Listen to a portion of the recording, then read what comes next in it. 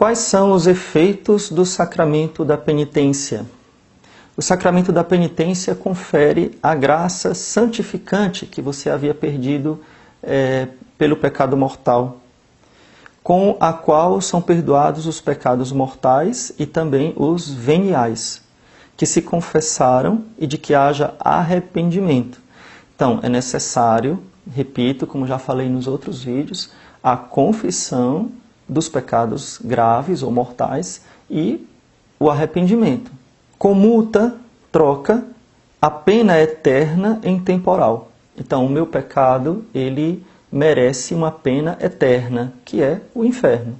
Então, a confissão troca a pena eterna por uma pena temporal, da qual também é perdoada uma parte maior ou menor conforme as disposições do penitente.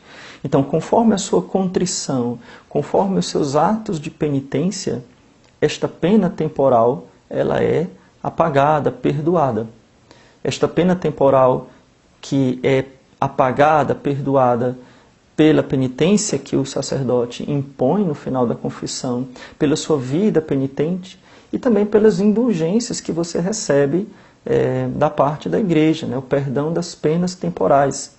A indulgência plenária, por exemplo, ela apaga todas as penas devidas dos seus pecados de toda a sua vida.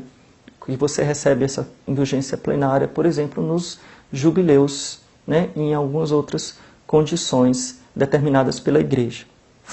Então, a confissão faz reviver o merecimento das boas obras feitas antes de se cometer o pecado mortal. Olha que coisa maravilhosa.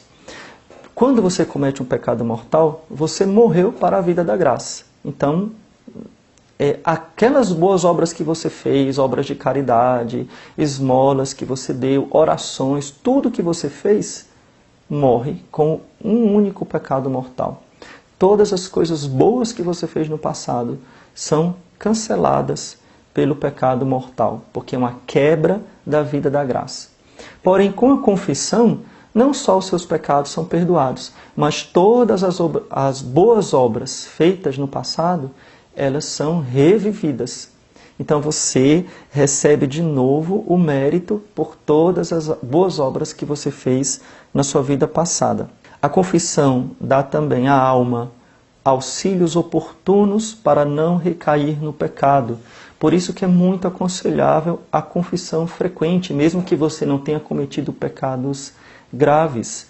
Se confessar frequentemente, confessar ao sacerdote com frequência, regularmente mensal, quinzenal, de 3 em 3 semanas. Algumas almas muito piedosas e com muita facilidade, isso não é muito simples nos dias de hoje, né? Às vezes até buscam a confissão semanal.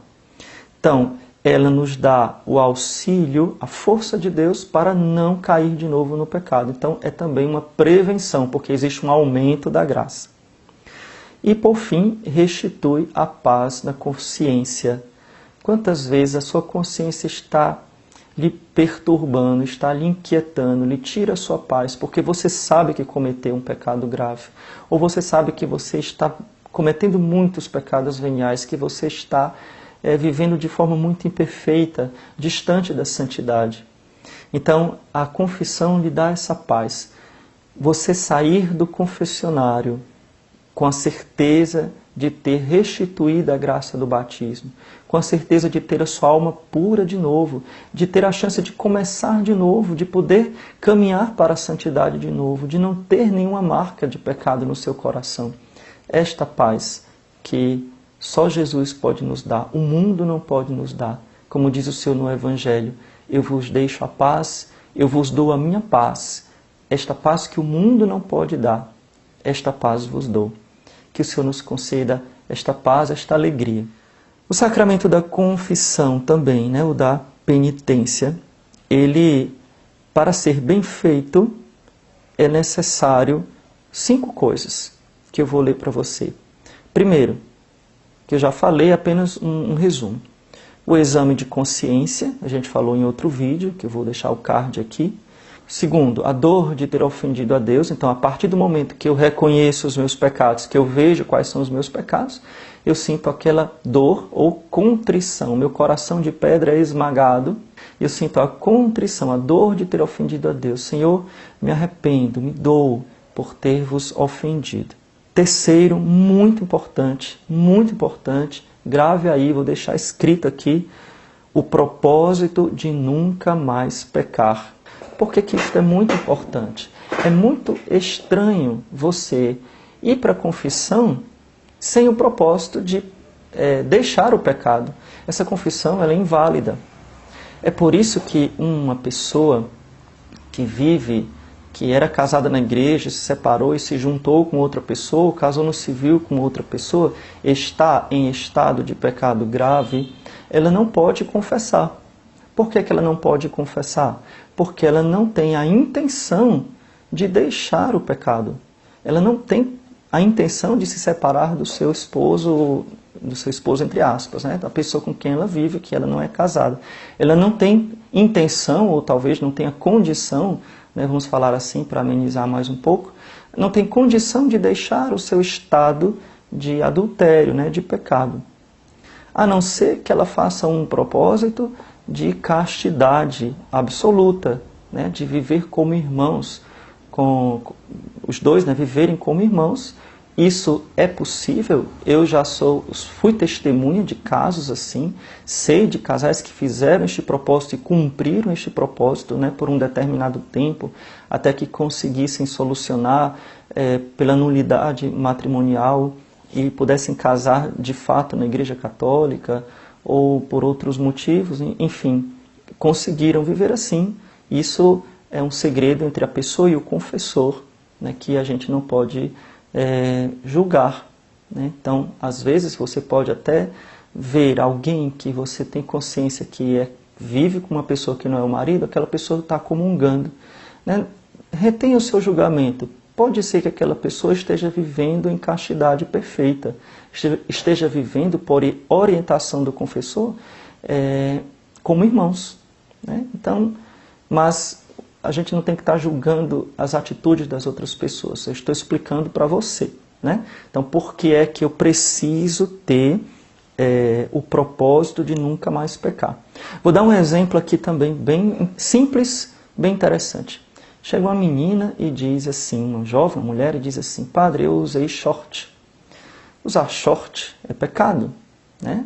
Um short provocante, se você vai na rua, se você vai no shopping, de short, né, você comete um pecado grave, né, porque você, além de estar sendo indecente, você está levando muitos ao pecado grave pela concupiscência da carne, né?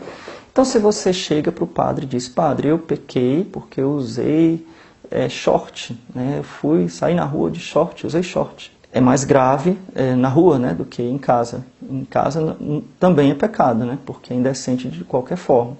Então, a pergunta que eu poderia fazer para você é: você vai queimar o seu short? Você já queimou o seu short? Você já fez dele pano de chão? Você já fez porta-lápis?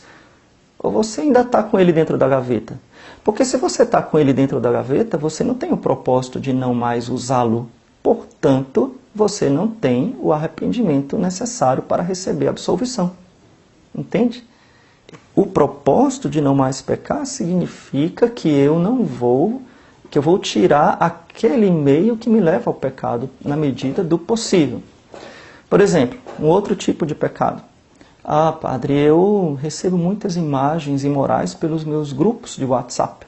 Tudo bem, você está disposto a sair dos grupos? Não? Então, você não está arrependido. Porque se você sabe que aquele grupo que você faz parte, aquele grupo da família, aquele grupo dos amigos do trabalho, vai continuar mandando imagens imorais de mulheres nuas, de homens nus, sei lá o quê, né, e você continua no grupo, então você não está arrependido. A gente brinca demais com o pecado, sabia? A gente pensa que o pecado é uma bobagem. Meus irmãos, meu querido irmão, minha querida irmã, Jesus morreu na cruz pelo pecado. Deus se fez carne, se fez homem. Deus, o Criador do universo, do céu e a terra, o seu Criador, se fez homem e morreu crucificado. Você pensa que o pecado é uma brincadeira? Peçamos a Deus o real arrependimento. Peçamos a Deus a real contrição e a real seriedade do pecado, a consciência da real seriedade do pecado na nossa vida. Quarto ponto, acusação dos próprios pecados. Como eu falei no vídeo anterior, a acusação íntegra, a confissão íntegra dos pecados. E o quinto ponto necessário para fazer uma boa confissão é a satisfação ou a penitência. Então, ao terminar a confissão, que o padre mandar eu fazer determinadas orações ou determinada ação, eu fazê-la com toda a piedade e com toda a diligência. Talvez o padre dê um tempo, olha, você vai ter uma semana para fazer tal penitência, ou você vai passar um mês fazendo tal penitência. Ou talvez o padre não dê tempo. Se o padre não der tempo, não determinar um período, você faz o mais rápido possível. Última pergunta que todo mundo vai fazer antes que você me faça. E se o padre não der a penitência? Se o padre esquecer de dar a penitência, você mesmo escolhe uma penitência e faz a mais adequada. Simples assim. Não precisa entrar em crise. A confissão, ela é válida, certo? Então, espero que este vídeo tenha lhe ajudado. Se lhe ajudou, peço que você curta, que você compartilhe, assine o nosso canal, para que você possa sempre continuar nos acompanhando e também outras pessoas possam participar da nossa catequese, da nossa formação. Deus te abençoe.